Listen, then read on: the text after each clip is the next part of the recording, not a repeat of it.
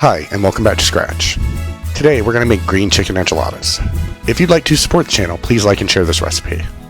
For this, we'll need a pound of chicken, 6 corn tortillas, 1 cup and 2 tablespoons of oil divided, 3/4 cups of sour cream divided, 1 cup of Monterey Jack cheese divided, a tablespoon of garlic minced, 1 tablespoon of lime juice, 2 teaspoons of dried cilantro, a half teaspoon salt, a 1/4 teaspoon pepper, and a 28-ounce can of Salsa Verde.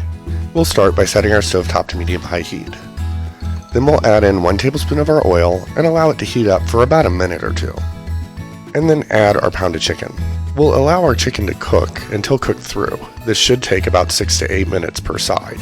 I'm using chicken tenders, but you can use chicken breasts if you prefer. Once our chicken is cooked through, we'll remove it from the pot into a bowl and allow it to set until it's cool enough to handle. That should take between 30 minutes and 1 hour.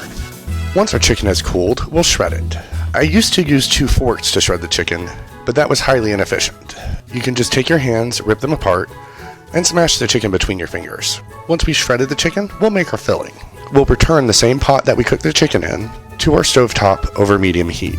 Then we'll add in our tablespoon of oil, tablespoon of garlic, half teaspoon salt, 1/4 teaspoon pepper, and 2 teaspoons of cilantro. And cook this until it's fragrant, about 3 to 5 minutes. Then we'll add in 2 cups of our Salsa Verde and all of our shredded chicken. We'll allow this to cook for about 1 to 2 minutes to heat through.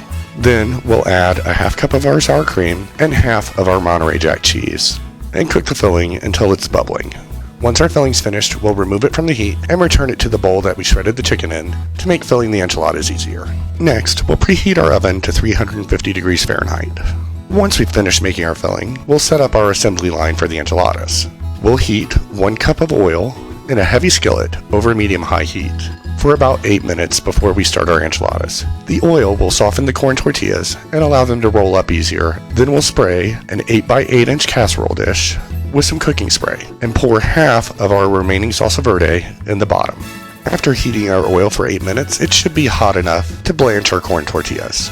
After we dip our corn tortillas in the oil, we'll fill each one with 3 to 4 heaping tablespoons of filling, roll them up, and place them seam side down in our baking dish. Once we've filled all of our enchiladas, we'll top them with the remaining Salsa Verde. If we have any leftover enchilada filling, we'll top our enchiladas with that as well. Finally, we'll top off our enchiladas with a sour cream lime sauce and the remaining half cup of our Monterey Jack cheese.